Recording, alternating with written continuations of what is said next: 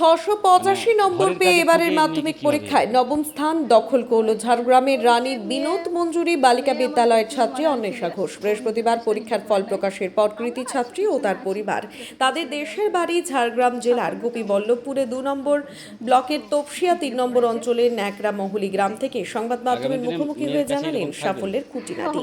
মাধ্যমিকে নবম স্থান অধিকার করা ছাত্রী অন্বেষা ঘোষ জানায় আগামী দিনে ইঞ্জিনিয়ারিং নিয়ে পড়াশোনা করতে চায় সে।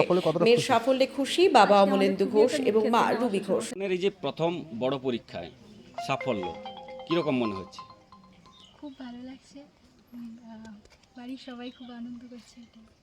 এখন মানে এই পড়াশোনাটা কিরকম করতে, এই সাফল্যের পেছনে পড়াশোনার তো একটা অবদান আছে। কত ঘন্টা পড়তে?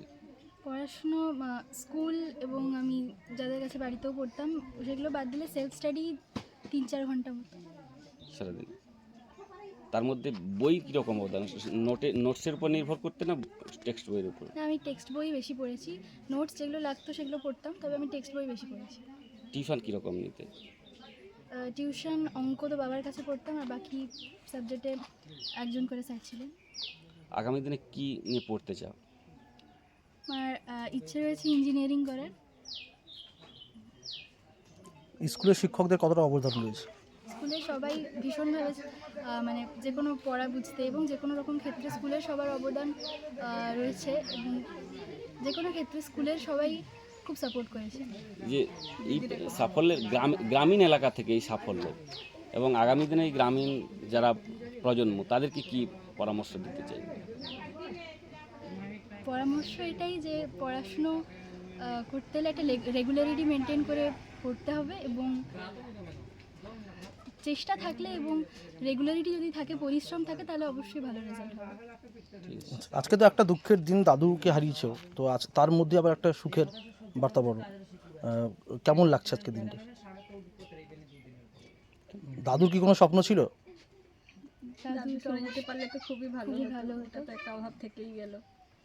আচ্ছা, তোমার নাম? আমার নাম অন্বেষা ঘোষ। শ্রাদ্ধ বাড়ি মারা গেছেন, শ্রাদ্ধ বাড়ি, এর মধ্যে এরকম একটা খুশির খবর, কীরকম মনে হচ্ছে? খুব ভালো লাগছে।